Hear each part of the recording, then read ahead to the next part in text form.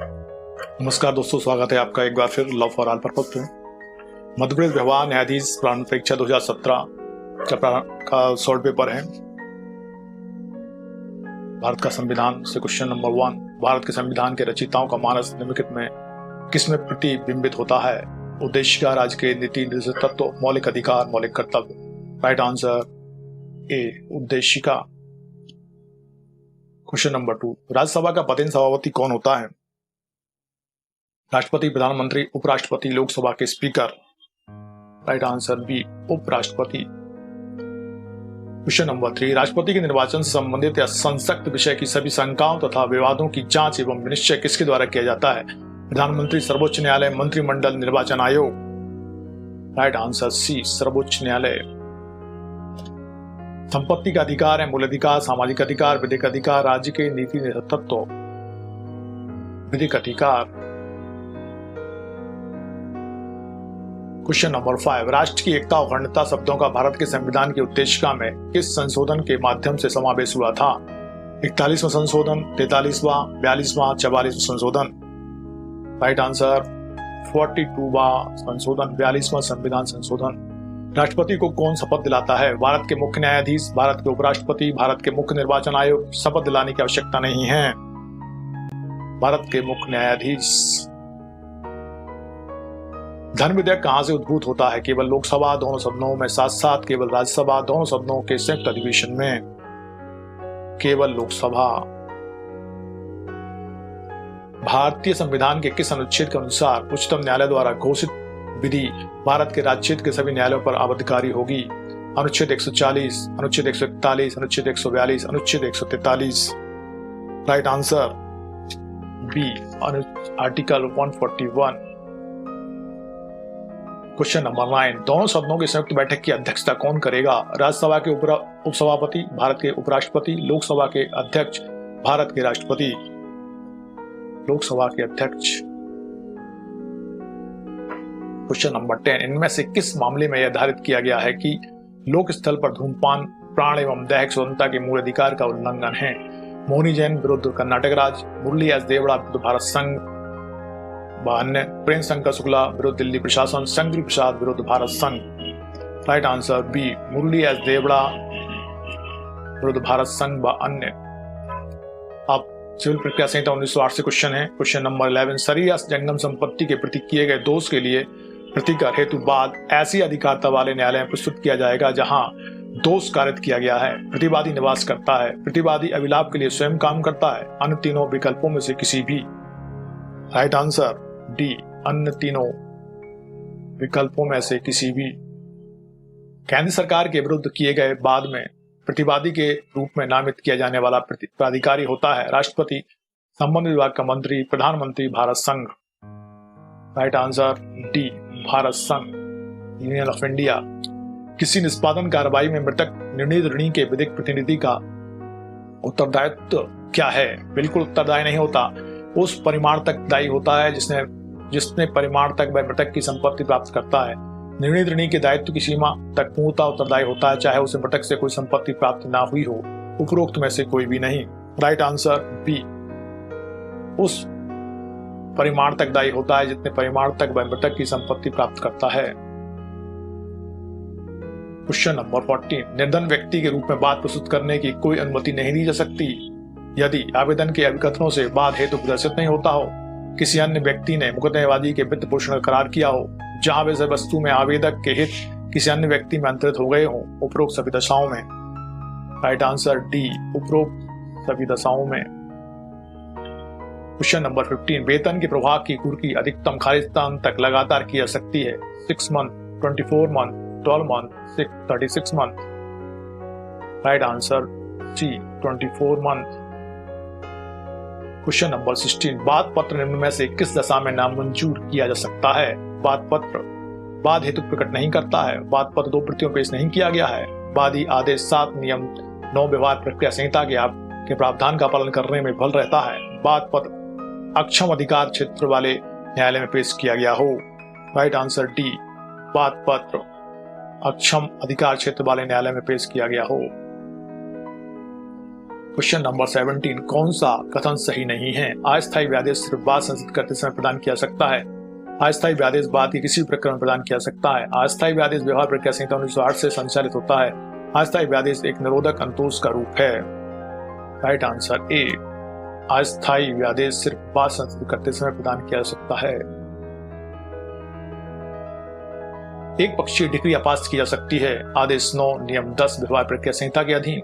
आदेश 9 नियम 7 व्यवहार प्रक्रिया संहिता के अधीन। आदेश 9 नियम 13 व्यवहार प्रक्रिया संहिता के अधीन। आदेश 9 नियम 11 व्यवहार प्रक्रिया संहिता के अधीन। राइट आंसर सी, आदेश 9 नियम 13 व्यवहार प्रक्रिया संहिता के अधीन। क्वेश्चन नंबर 19, उच्च न्यायालय के अधीनस्थ किसी न्यायालय द्वारा अपील में पारित प्रत्येक डिक्री की धारा 100 व्यवहार प्रक्रिया संहिता के अधीन द्वितीय अपील उच्च न्यायालय में हो सकेगी यदि अंतर्विलत है। विधि संबंधित प्रश्न, तथ्य से संबंधित प्रश्न, विधि एवं तथ्य संबंधित निश्चित प्रश्न, विधि का कोई सारवान प्रश्न। राइट आंसर डी, विधि का कोई सारवान प्रश्न। क्वेश्चन नंबर 20, अभिवचन में शामिल है तात्विक तथ्य केवल, तथ्य एवं विधि दोनों, केवल विधि साक्ष्य। राइट आंसर ए, तात्विक तथ्य केवल।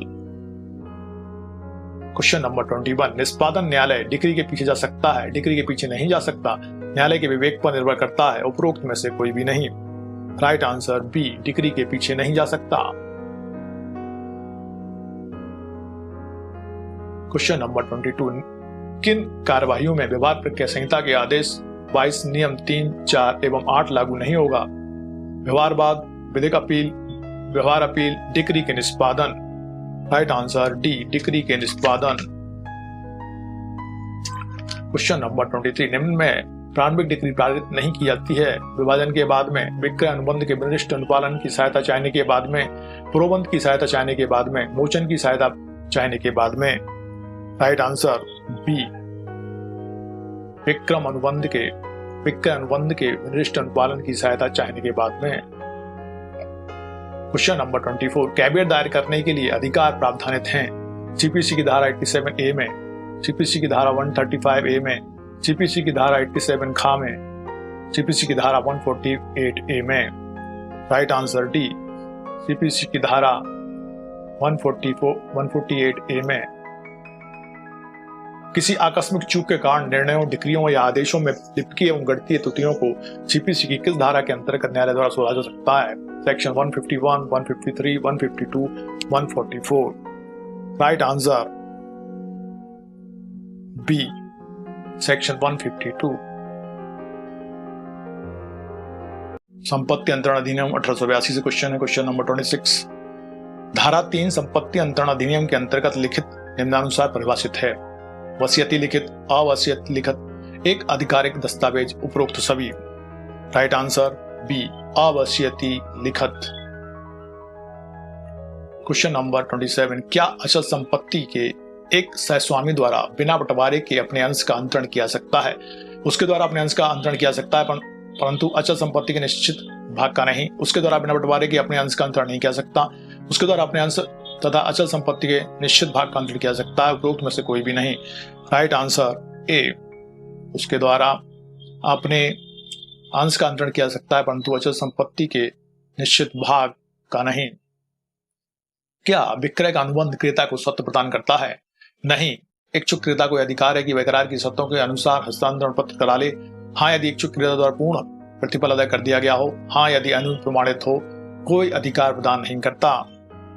राइट आंसर ए, नहीं। इच्छुक क्रेता को यह अधिकार है कि वह करार की शर्तों के अनुसार हस्तांतरण पत्र करा ले। नाउ क्वेश्चन नंबर 29, वर्तमान एवं भावी दोनों संपत्तियों को शामिल करते हुए किया गया दान है। केवल प्रथम भाग के लिए शून्य है, केवल द्वितीय भाग के लिए शून्य है, दोनों भागों के लिए शून्य है, किसी भाग के लिए शून्य नहीं है। राइट आंसर बी, केवल द्वितीय भाग के लिए शून्य है। क्वेश्चन नंबर 30, क्या एक हिंदू व्यक्ति अपनी अचल संपत्ति का मौखिक दान कर सकता है? हाँ, यदि कब्जा प्रदत्त कर दिया है। दान गृहीता के विवेक पर है। नहीं, इनमें से कोई भी नहीं। राइट आंसर बी, नहीं। क्वेश्चन नंबर 31, मोचन के लिए कौन बाल ला सकता है? बंधककर्ता, दोनों, बंधकदार, इनमें से कोई भी नहीं। राइट आंसर ए, बंधककर्ता। इस तरीकों में से किसके द्वारा अनुयोज्य दावे का अंतरण हो सकेगा? राष्ट्रीयकृत लिखित द्वारा, ऐसे लिखित के निष्पादन द्वारा जो अंतरणकर्ता द्वारा हस्ताक्षरित हो, ऐसी एक लिखित द्वारा जो दो बगाहों द्वारा अनुप्रमाणित हो, इनमें से सभी के द्वारा। राइट आंसर बी, ऐसी लिखित के निष्पादन द्वारा जो अंतरणकर्ता द्वारा हस्ताक्षरित हो। नाउ भारत संविदा अधिनियम 1872 से क्वेश्चन है, क्वेश्चन नंबर 33। अवयस्क द्वारा या उससे की गई संविदा है वैध, शून्य करणीय, किसी भी पक्षकार के विकल्प में शून्य करणीय। Right answer B. Question number 34, किन मामलों में मौन से कपट कारित होता है? ए द्वारा बी को कार विक्रय करते समय उसे प्रकट नहीं किया जाता कि उसके द्वारा कार चुराई गई है। ए द्वारा बी को गेहूं विक्रय करते समय उसकी गुणवत्ता के बारे में नहीं बताया जाता। ए द्वारा बी को सोना विक्रय करते समय यह ज्ञात नहीं कराया जाता कि सोने की कीमत गिरने वाली है। ए द्वारा बी को विक्रय करते समय यह नहीं बताया जाता कि पुस्तक का नया संस्करण प्रकाशित हो गया है। राइट आंसर ए द्वारा बी को कार विक्रय करते समय उसे प्रकट नहीं किया जाता कि उसके द्वारा कार चुराई गई है। क्वेश्चन नंबर 35, निश्चित क्षेत्र का गुडविल विक्रय करने का इकरार जिसके संबंध में क्रेता सहमत है शून्य, वैध, शून्य करणीय, उपरोक्त में से कोई नहीं। राइट आंसर सी, वैध है। संविदा शून्य है यदि वह कपट से कारित है, वह विपीड़न से कारित है, उसका प्रतिफल विधि विरुद्ध है, इसमें से सभी। राइट आंसर सी, उसका प्रतिफल विधि विरुद्ध है। क्वेश्चन नंबर 37, निम्न हेतु की गई संविदा शून्य नहीं है जो अप्राप्त व्यय से भिन्न किसी व्यक्ति के विवाह के अवरोधार्थ हो, जो किसी व्यापार जिसकी गुडविल नहीं बेची गई है कि अवरोधार्थ हो, जो मध्यम के तौर का करार हो, जो परिसीमा विधि द्वारा पारित किसी ऋण के समुदाय का करार हो। राइट आंसर डी, जो परिसीमा विधि द्वारा पारित किसी ऋण के समुदाय का करार हो। क्वेश्चन नंबर 38, का गा को पीटने के लिए खा को नियोजित करता है और इस कार्य के सभी परिणामों के लिए उसकी क्षतिपूर्ति करने का करार करता है। खा तदुपरि गा को पीटता है, गा खा पर नुकसानी का दावा कर देता है। दिए गए विकल्पों में कौन सा सही है? का नुकसानी की क्षतिपूर्ति खा को करने का दायी है, केवल का उक्त नुकसानी का को अदा करने का दायी है। का नुकसानी की क्षतिपूर्ति खा को करने का दायी नहीं है, उपरोक्त में से कोई भी नहीं। राइट आंसर सी, का नुकसानी की क्षतिपूर्ति खा को करने का दायी नहीं है। क्वेश्चन नंबर 39, क्षतिपूर्ति की संविदा भारत संविदा अधिनियम किस धारा में परिभाषित है?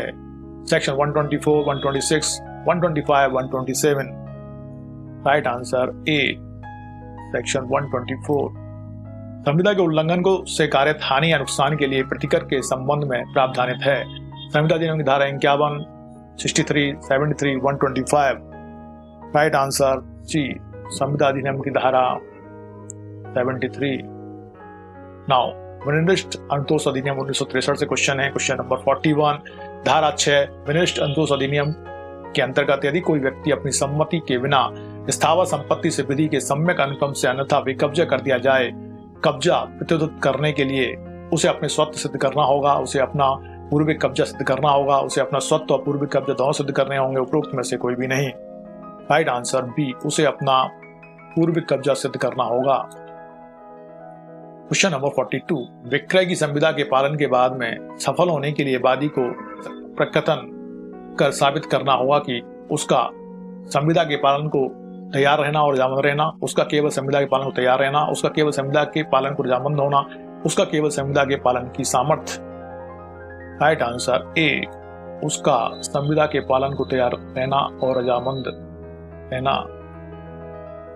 क्वेश्चन नंबर 43, विनिर्दिष्ट अनुतोष अधिनियम के अंतर्गत एक लिखित व्यवस्थापन नहीं है जिसमें वसीयत द्वारा संपत्ति में हित न्यायगमित होता है, जिसके द्वारा जंगम संपत्ति में हित का मंतव्य व्यनित किया जाता है, जिसके द्वारा स्थावर संपत्ति में क्रमवर्ती हितों के न्यायगमन को व्यनित किया जाता है, जिसके द्वारा स्थावर संपत्ति में हित के न्यायगमन को व्यनित किया जाना तय किया जाता है। राइट आंसर ए, जिसमें वसीयत द्वारा संपत्ति में हित न्याय गमित होता है। क्वेश्चन नंबर 44, विक्रय की संविदा पर आधारित बाद में वादी संविदा के खंडन की याचना निम्नानुसार कर सकता है। विनिर्दिष्ट पालन की प्रार्थना के विकल्प था, कुछ परिस्थितियों में विनिर्दिष्ट पालन का जयपथ पारित होने के पश्चात भी यदि वह उसके द्वारा शून्य करनी है, इनमें से सभी। राइट आंसर डी, इनमें से सभी।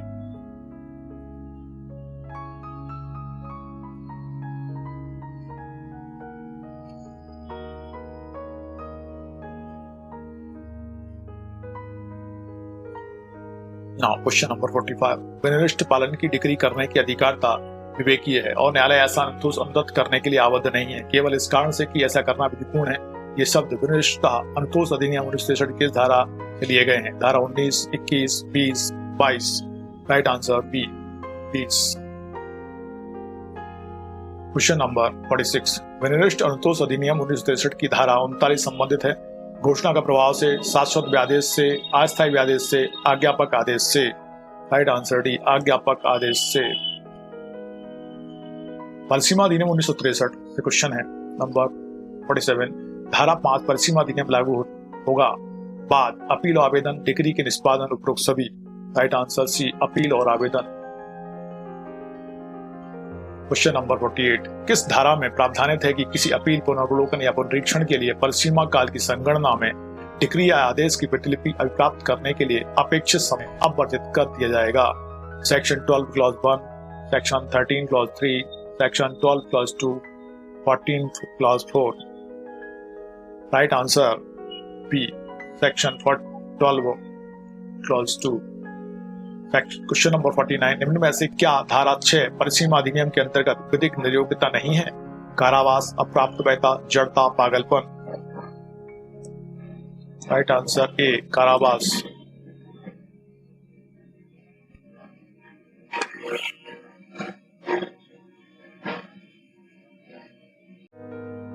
क्वेश्चन नंबर 50, स्थावर संपत्ति के कब्जे के संबंध में बाल लाने हेतु परिसीमा काल है 1 साल, 12 साल, 3 साल, 30 साल। राइट आंसर सी 12 साल। मध्य प्रदेश स्थान नियंत्रण अधिनियम 1961 से क्वेश्चन है क्वेश्चन नंबर 51, जहां कोई भूमि स्वामी मध्य प्रदेश स्थान नियंत्रण अधिनियम की धारा 12(1) ई के अंतर्गत न्यायालय द्वारा पारित आदेश द्वारा पारित अज्ञप्ति के अधीन किसी स्थान का कब्जा प्राप्त करता है, वहां वह कब्जा प्राप्त होने की 2 वर्ष की कालावधि में उसे पुनः पहरे पर दे सकता है, न्यायालय की अनुमति से, उपरोक्त दोनों की अनुमति से, भाड़ा नियंत्रक प्राधिकार की अनुमति से, बिना किसी की अनुमति से। राइट आंसर बी भाड़ा नियंत्रक प्राधिकारी की अनुमति से। क्वेश्चन नंबर 52, कौन सा सुझाव सही है? भूस्वामी द्वारा निष्कासन का बाद सद्भाविक आवश्यकता के आधार पर पेश किया जा सकता है। स्वामी द्वारा निष्कासन का बाद सद्भाविक आवश्यकता के आधार पेश नहीं किया सकता है। निष्कासन का बाद सद्भाविक आवश्यकता के आधार पेश करने के लिए भूस्वामी को स्थान का स्वामी होना आवश्यक है। भूस्वामी का स्वामी द्वारा सद्भाविक आवश्यकता के आधार पर निष्कासन का बाद पेश किया जा सकता है। राइट आंसर सी निष्कासन का बाद सद्भाविक आवश्यकता के आधार पेश करने के लिए भूस्वामी को स्थान का स्वामी होना आवश्यक है। क्वेश्चन नंबर 53, यदि किराएदार द्वारा भूस्वामी के स्वत्व से लिखित कथन में प्रत्याख्यान कर और स्वयं में स्वत्व अभिकथित किया जाता है तो यह किस धारा के अंतर्गत निष्कासन का आधार होगा? 12(1) खा मध्य प्रदेश स्थान नियंत्रण अधिनियम, 12(1) का, 12(1) खा, 12(1) टा मध्य प्रदेश स्थान नियंत्रण अधिनियम। Right answer B 12 clause 1 clause का मध्य प्रदेश स्थान नियंत्रण अधिनियम। क्वेश्चन नंबर 54, यदि कोई भूस्वामी मध्य प्रदेश स्थान नियंत्रण अधिनियम 1961 की धारा 38 की उपधारा 1 के उपबंधों का उल्लंघन करेगा तो वह कारावास की किस अवधि से दंडनीय होगा? 15 दिवस, 2 माह, 1 माह, 3 माह। Right answer D 3 month. एक भूस्वामी ने एक स्थान नियंत्रण से प्राप्त किया है, एक भूस्वामी ने एक स्थान नियंत्रण से प्राप्त किया है, वह मध्य प्रदेश स्थान नियंत्रण अधिनियम 1961 की धारा 12(1) का या चा के अंतर्गत सद्भावनापूर्ण आवश्यकता के आधार पर कितना समय पूर्ण होने के पूर्व बेदखली का बाद नहीं ला सकता है? 6 माह, 1 वर्ष, 2 वर्ष, 3 वर्ष। राइट आंसर बी 1 वर्ष। क्वेश्चन नंबर 55,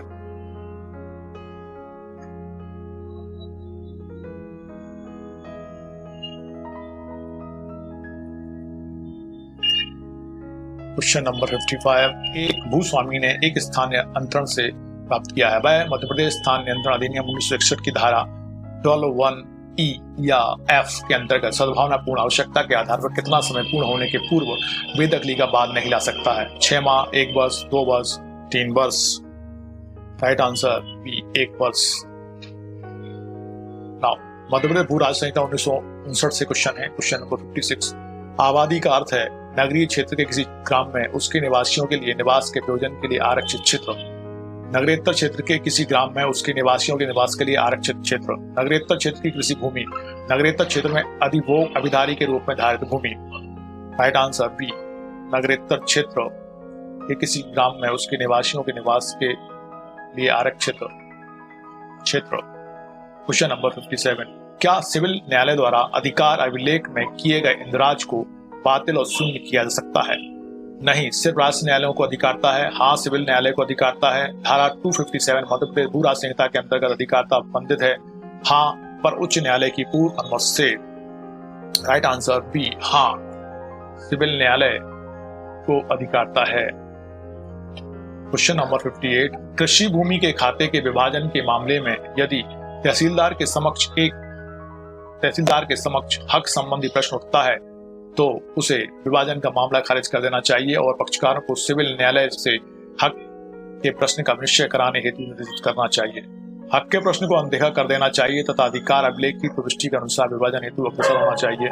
विभाजन के मामले की कार्रवाई 3 माह के लिए स्थगित कर देनी चाहिए ताकि पक्षकारों के लिए हक के विवाद के निराकरण हेतु सिविल बात संस्कृत करना सुकर हो जाए। हक के प्रश्न का स्वयं निराकरण करना चाहिए। राइट आंसर सी, विभाजन के मामले की कार्यवाही 3 माह के लिए स्थगित कर दी जानी चाहिए ताकि पक्षकारों के लिए हक के विवाद के निराकरण हेतु सिविल बात संस्कृत करना सुकर हो जाए। Now question number 59, Madhya Pradesh भू राज संहिता की धारा 2(2)C में परिभाषित कृषि वर्ष प्रारंभ होता है 1 जनवरी से, 1 जुलाई से, 1 अप्रैल से, 1 सितंबर से। राइट आंसर सी, 1 जुलाई से। क्वेश्चन नंबर 60, इनमें से कौन मध्य प्रदेश भू राज संहिता की धारा 168 क्लॉज 2 के अंतर्गत पट्टे के द्वारा संपूर्ण खाते का अंतरण करने के लिए अधिकृत नहीं है? एक विवाहित महिला जो कि गरीबी रेखा के नीचे जीवन यापन कर रही है, ऐसी विवाहित स्त्री जिसे उसके पति ने त्याग दिया है, विधवा है, ऐसा व्यक्ति जो संघ के सशस्त्र बल की सेवा में है। राइट आंसर ए, एक विवाहित महिला जो कि गरीबी रेखा के नीचे जीवन यापन कर रही है। अब भारतीय साक्ष्य अधिनियम 1872 से क्वेश्चन है। क्वेश्चन नंबर 61, एक बात में मिथ्या तो सब में मिथ्या का सिद्धांत है। विधि का नियम, भारत में अप्रयोज्य, सावधानी का नियम, उपरोक्त दोनों वा एवं सा। राइट आंसर डी, उपरोक्त दोनों वा एवं सा। सावधानी का नियम भारत में अप्रयोज्य। अभियुक्त का आचरण सुसंगत अंतर्गत धारा 8, धारा 10, धारा 11, धारा 12 भारतीय साक्ष्य अधिनियम। राइट आंसर ए, धारा 8 भारतीय साक्ष्य अधिनियम। क्वेश्चन नंबर 63, धारा 27 साक्ष्य अधिनियम के अंतर्गत पता चले तथ्य में शामिल है वस्तु वह स्थान जहां से उस वस्तु को प्रस्तुत किया गया, अभियुक्त के उस वस्तु के अस्तित्व का ज्ञान, इनमें से सभी। राइट आंसर डी, इनमें से सभी। क्वेश्चन नंबर 64, मोबाइल कॉल्स में कॉल डिटेल्स रिपोर्ट CDR को सिद्ध करने के लिए किस दशा की संतुष्टि होनी चाहिए? Section 63, section 65B, section 65, section 67 साक्ष्य अधिनियम। राइट आंसर सी, धारा 65B साक्ष्य अधिनियम। क्वेश्चन नंबर 65, किसी तथ्य को प्रमाणित करने के लिए कितने साक्ष्यों की आवश्यकता होती है? 2। 1 परिवार तथा कम से कम 1 ज्येष्ठ साक्षी। डी, कोई संख्या निश्चित नहीं है। राइट आंसर डी, कोई संख्या निश्चित नहीं है। क्वेश्चन नंबर 66, भारतीय साक्ष्य अधिनियम की धारा 3 के अनुसार न्यायालय शब्द के अंतर्गत नहीं आते हैं न्यायाधीश, मध्यस्थ, मजिस्ट्रेट, साक्ष्य लेने के लिए वैध रूप से प्राधिकृत व्यक्ति। राइट आंसर सी, मध्यस्थ, मीडिएटर। न्यायिक रूप से अवेक्षणीय तथ्यों को अन्य तथ्यों की तरह साबित करना होता है, विशेष तथ्य की तरह साबित करना होता है, साबित किया जाना आवश्यक नहीं है, विशेषज्ञ की राय की तरह साबित करना होता है। राइट आंसर सी, साबित किया जाना आवश्यक नहीं है। क्वेश्चन नंबर 68, कोई तथ्य साबित नहीं हुआ कहा जाता है न्यायालय या तो विश्वास करता है कि वह तथ्य अस्तित्व में नहीं है, न्यायालय उसके अस्तित्व को इतना अधिसंभाव समझे कि उस विशिष्ट मामले की परिस्थितियों में किसी प्रज्ञावान व्यक्ति को इस अनुमान पर कार्य करना चाहिए कि उस तथ्य का अस्तित्व नहीं है। न्यायालय विश्वास करे कि तथ्य अस्तित्व में है जब वह तथ्य ना तो साबित किया गया है और ना ही नासाबित।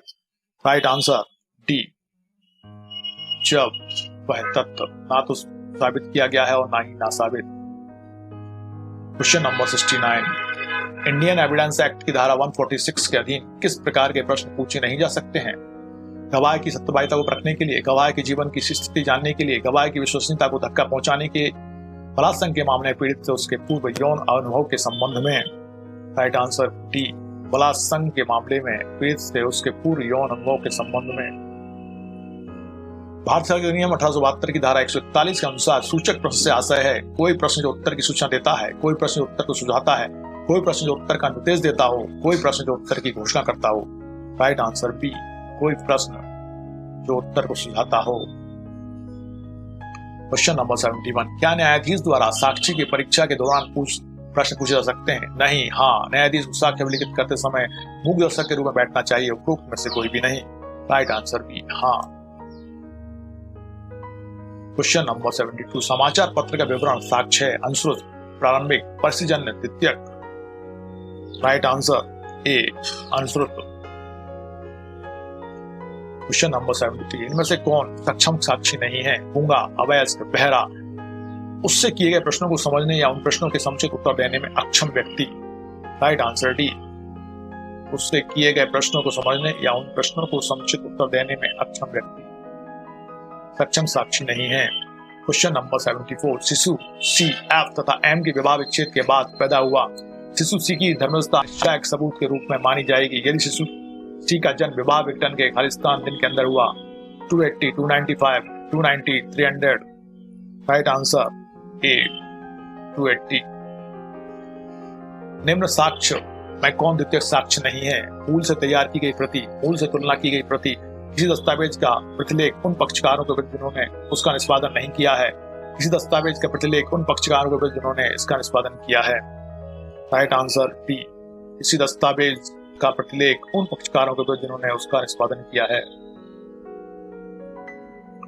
अब इंडियन पिनल कोड 1860 से क्वेश्चन है। क्वेश्चन नंबर 76, प्राइवेट प्रतिरक्षा के अधिकार का विस्तार है केवल शरीर की प्रतिरक्षा तक, शरीर एवं संपत्ति दोनों की प्रतिरक्षा तक, उपरोक्त में से कोई नहीं, केवल संपत्ति की प्रतिरक्षा तक। राइट आंसर सी, शरीर एवं संपत्ति दोनों की प्रतिरक्षा तक। Question number 77, Indian penal code की धारा 320 के अनुसार इनमें से कौन सी किस्म घोर उपहत्या नहीं कहलाती है? पुंसत्वहरण, छाती का स्थायी विद्युतीकरण, किसी भी जोड़ का विच्छेद, दांत का विसंधान।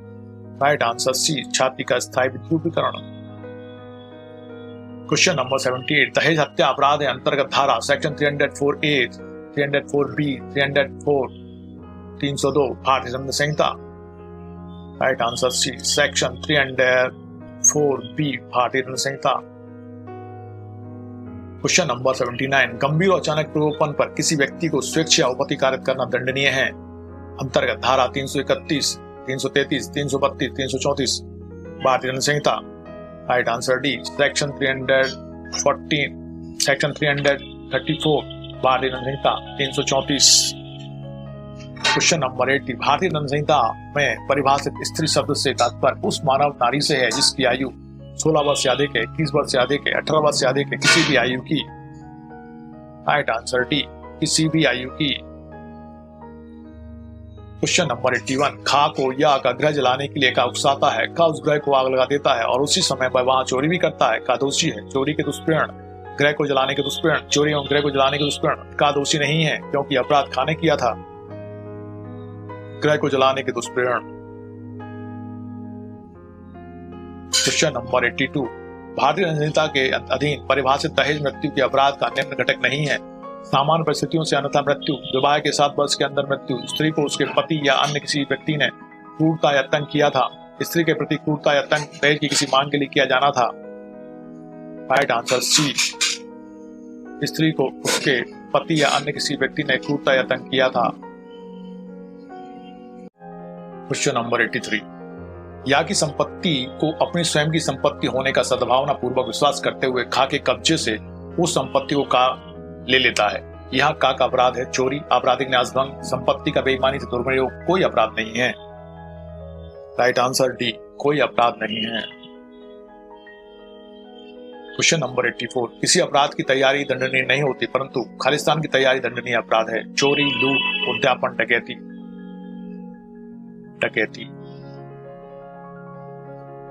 क्वेश्चन नंबर 85, लूट निम्न अपराध का पड़ा हुआ संगीन अपराध है। केवल चोरी या उद्यापन दोनों का, केवल उद्यापन का, इनमें से कोई भी नहीं।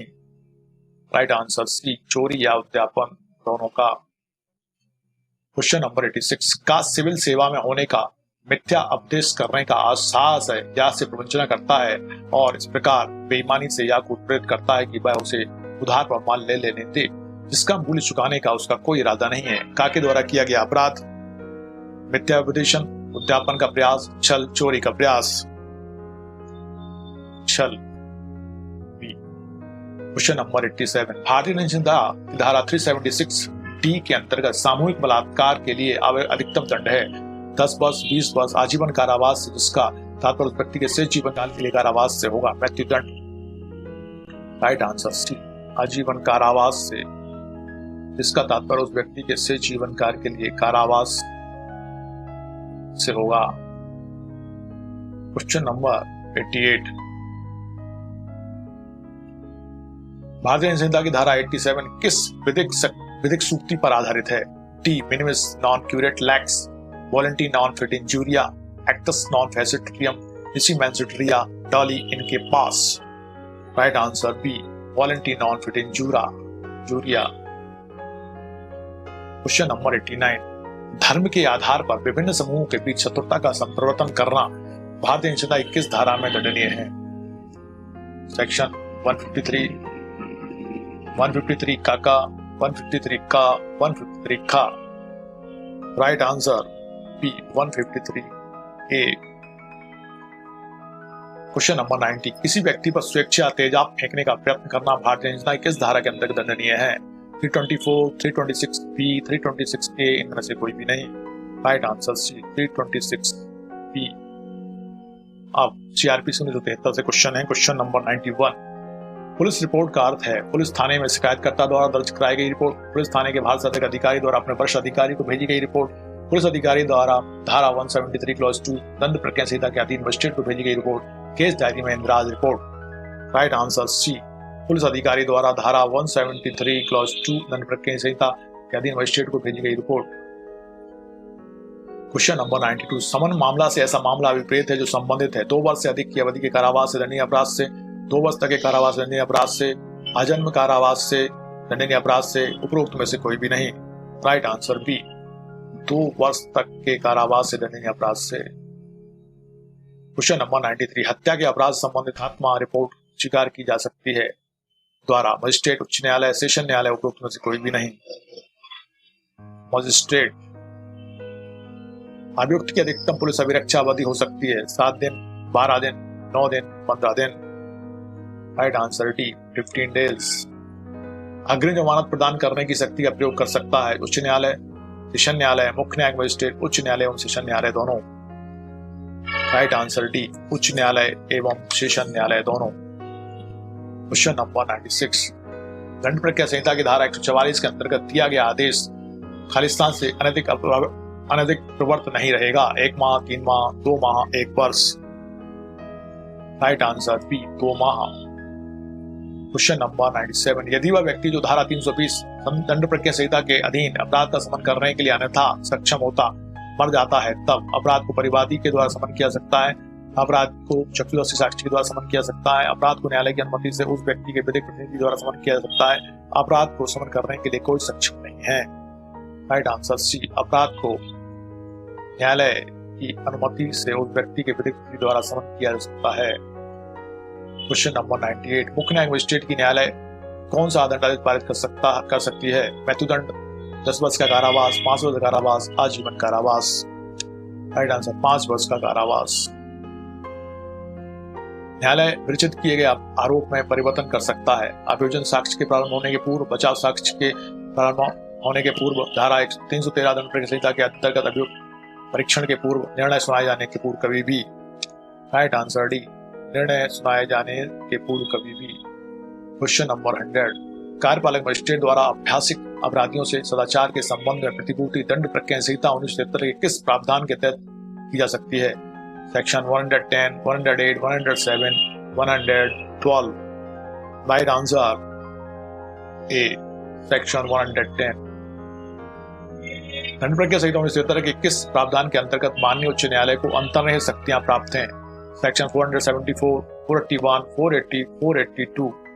Right answer D, section 482। Question number 102 दंड प्रक्रिया संहिता 1973 में अविभाग चर्चा का कौन सा नया अध्याय जोड़ा गया है? अध्याय 21A, 23A, 22A, 24A। Right answer ए, अध्याय 21A। दंड प्रक्रिया संहिता 1973 की धारा 127 के संबंध में क्या सही है? न्यायिक मजिस्ट्रेट भरण की राशि बढ़ा सकता है, न्यायिक मजिस्ट्रेट भरण की राशि घटा सकता है, न्यायिक मजिस्ट्रेट भरण की राशि के आदेश को निरस्त कर सकता है। सभी विकल्प सही हैं, सभी विकल्प सही हैं। सीआरपीसी 1973 की धारा 125 के अंतर्गत न्यायालय द्वारा भरण पोषण के रूप में अधिकतम कितने रुपए दिलाए जा सकते हैं? 3000, 10,000, 5,000, कोई सीमा निर्धारित नहीं है। राइट आंसर डी, कोई सीमा निर्धारित नहीं है। क्वेश्चन नंबर 105, मध्य प्रदेश में धारा 435 भारतीय दंड संहिता किस न्यायालय द्वारा विचारणीय है? कोई भी न्यायिक मजिस्ट्रेट, मुख्य न्यायिक मजिस्ट्रेट, सेशन न्यायालय, न्यायिक मजिस्ट्रेट प्रथम श्रेणी। राइट आंसर बी, सेशन न्यायालय। अब क्वेश्चन है प्रकरण लिखित अधिनियम 1881 से। क्वेश्चन नंबर 106, धारा 138 प्रकरण लिखित अधिनियम का अपराध तब समनीय है जब चेक की राशि 1 लाख रुपए तक हो, जब चेक की राशि 5 लाख रुपए तक हो, जब चेक की राशि 10 लाख रुपए तक हो, कितनी भी राशि का चेक हो। राइट आंसर डी, कितनी भी राशि का चेक हो। क्वेश्चन नंबर 107, न्यायालय धारा 138 प्रकरण लिखित अधिनियम के अपराध का संज्ञान किस आधार पर लेगा? पुलिस रिपोर्ट के आधार पर, परिवाद के आधार पर, मजिस्ट्रेट के स्वयं के ज्ञान के आधार पर, अन्य के ज्ञान के आधार पर। राइट आंसर बी, परिवाद के आधार पर। क्वेश्चन नंबर 108, यदि कंपनी की ओर से जारी चेक अनादृत हो जाता है तो क्या कंपनी का संचालक दायित्वाधीन होगा? हाँ, दायित्वाधीन होगा यदि उस समय वह कंपनी का प्रभारी था और कंपनी के कार्यभार के संचालन के लिए उत्तरदायी था। नहीं, सिर्फ कंपनी का दायित्व है, नहीं संचालक का दायित्व नहीं है। उपरोक्त में से कोई भी नहीं। राइट आंसर ए, हाँ दायित्व होगा यदि उस समय वह कंपनी का प्रभारी था और कंपनी के कार्यभार के संचालन के लिए उत्तरदायी था। क्वेश्चन नंबर 109, चेक है, वचन पत्र दोनों ए एवं बी, विनिमय पत्र उपरोक्त कोई भी नहीं। चेक है, वचन पत्र, विनिमय पत्र दोनों आ एवं बा, उपरोक्त में से कोई भी नहीं। राइट आंसर बी, विनिमय पत्र। क्वेश्चन नंबर 110, प्रकरण लिखित अधिनियम 1881 की धारा 138 में अधिकतम कारावासीय दंड एवं अर्थदंड है। एक बार से एवं चेक की राशि, 2 बार से एवं चेक की राशि, 1 बार से एवं चेक की राशि का 2 गुना, 2 बार से एवं चेक की राशि का 2 गुना। राइट आंसर दी, 2 वर्ष एवं चेक की राशि का 2 गुना। अब सामान्य ज्ञान से क्वेश्चन है। क्वेश्चन नंबर 111, आईसीसी महिला विश्व कप 2017 में भारतीय महिला क्रिकेट टीम की कप्तान कौन थी? Mithali Raj, Deepti Sharma, Harmanpreet Kaur, Jhulan Goswami. Right answer A, Mithali Raj. GST को कहते हैं goods and service tax, goods sales tax, goods and service transport, goods surcharge tax. Right answer A, goods and service tax. Chambal नदी का उद्गम है मुल्ताई, जनापाव पहाड़, पहाड़ी महू, अमरकंटक, रायसेन के पास। राइट आंसर सी, जनापाव, पहाड़ी महू। क्वेश्चन नंबर 114, निम्नलिखित में से सूर्य मंदिर के लिए कौन सा स्थान प्रसिद्ध है? Amarkantak, Mandu, Konark, Somnath. Right answer Konark. Question number 115, Madhya Pradesh को कितने राज्यों की सीमा स्पर्श करती है? 2, 5, 3, 7। Right answer 5। भारत में प्रथम बुलेट ट्रेन को जोड़ने की प्रस्तावित योजना संबद्ध है। Mumbai Ahmedabad, Delhi Ahmedabad, Mumbai Pune, Delhi Bangalore. Right answer A, Mumbai Ahmedabad. Question number 117, अंतिम मुगल शासक था Shahjahan, Sirajuddaula, Mir Qasim, Bahadur Shah Zafar. Right answer D, Bahadur Shah Zafar. 118, Bharat के महान्यायवादी की नियुक्ति कौन करता है? उच्चतम न्यायालय का मुख्य न्यायाधीश, विधि मंत्री, राष्ट्रपति, प्रधानमंत्री। राइट आंसर बी, राष्ट्रपति। मधुमेह का कारण है जिगर की खराबी, अग्नाशय विकार, गुर्दे का विकार, आंत संबंधी परजीवी। राइट आंसर सी, अग्नाशय का विकार। क्वेश्चन नंबर 120, भारतीय राजतंत्र व्यवस्था में सर्वोच्च क्या है? सर्वोच्च न्यायालय, भारत का संविधान, संसद, राष्ट्रपति। राइट आंसर सी, भारत का संविधान। क्वेश्चन नंबर 121, मानचित्र में भारत चीन के मध्य खींची गई सीमा रेखा किस रूप में जानी जाती है? मैन मोहन line, Durand line, Radcliffe line, red line. Right answer McMahon line. 122, अंत्योदय कार्यक्रम किस से संबंधित है? बंधुआ मजदूरों की मुक्ति के लिए, बाल मजदूरों की मुक्ति के लिए, गरीबों में सबसे गरीब के उत्थान के लिए, कपड़ा मजदूरों के उत्थान के लिए।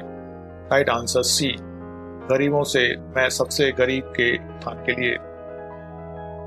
क्वेश्चन नंबर 123, नीति आयोग के अध्यक्ष हैं राष्ट्रपति, प्रधानमंत्री, उपराष्ट्रपति, वित्त मंत्री।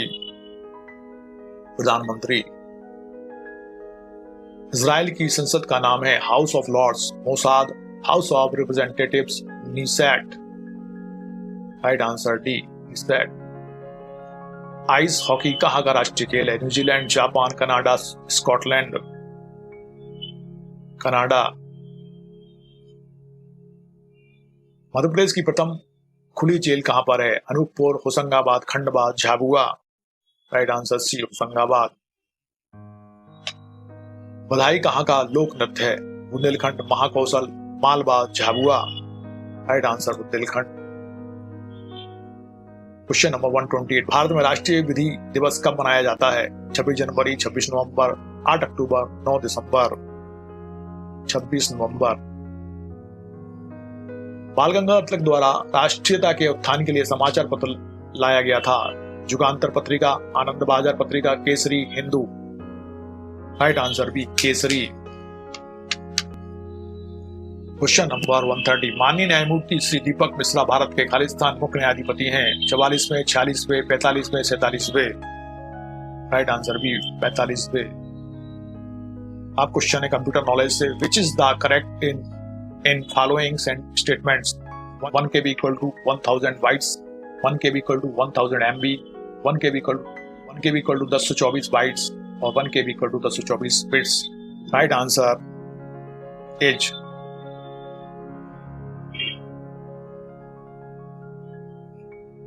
1 KB equal to 1024 bytes. Question number 132. Which one of these stores more data than our DVD? Blu-ray, disc, floppy, compact disc, none of the above. Right answer A, Blu-ray disc. Question number 133. Brain of any computer system is memory, ALU, CPU, control unit. Right answer B, CPU, central processing unit. In Windows OS, which of the following shortcuts is used to close the currently active application window? Space plus F4, Shift plus F4, Control plus F4, Alt plus F4. Right answer D, Alt plus F4. HTTP stands for Hypertext Transfer Protocol, Hypertransfer Topology Protocol, Hypertext Higher Text Transfer Protocol, High Triple Topology Phase. Right answer A, Hypertext Transfer Protocol. 36. Full form of GUI is Google Usual Internet Guide, Graphical User Interface, Global User Internet. Right answer C, Graphical User Interface. Question number 137. To increase header and footer, click on which menu? Insert, Format, File, Edit. Right answer A, Insert. Question number 138. Amongst of these, which is the largest unit of storage? GB, KB, TB, PB. Right answer D, PB. Question number 139. Which of the following devices cannot be shared on a computer network? Hard drive, C drive, keyboard, printer. Right answer B, keyboard. Question number 140. Computer monitor is also known as DUVD, TUV, VDU, CCTV. Right answer VDU, Visual Display Unit. Now question है English knowledge से, question number 141. Find out the correct synonyms for the word sporadic, harmless, suggestive, unruly, random.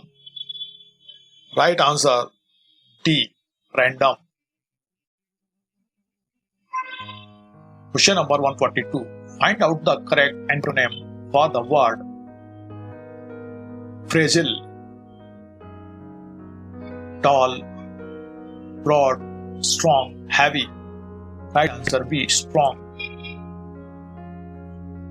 Question number 143. Please place the book Khalistan the desk upon, in, on, over. Right answer B, on. Person who does not believe in existence of God is called fanatic, atheist, heretic, ascetic. Right answer C, atheist. Blank, you, apology, I shall punish you till, unless, until, otherwise. Right answer C, unless. Unless you, apology, I shall punish you. Question number 146. A disease which spreads by contact is called infectious, fatal, contagious, incurable. Right answer B, contagious. Question number 147. Find the correctly spelled word. Avians, avians, avians, avians. Right answer C, avians. Now question number 148. Procrastination means action of delaying, emancipation, action of deferring, advancement. Right answer A, action of delaying.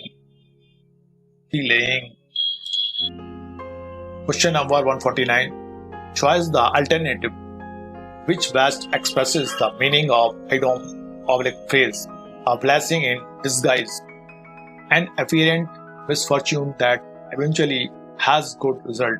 Blessing from bad people. Good luck follows bad result. A curse in disguise. Right answer A,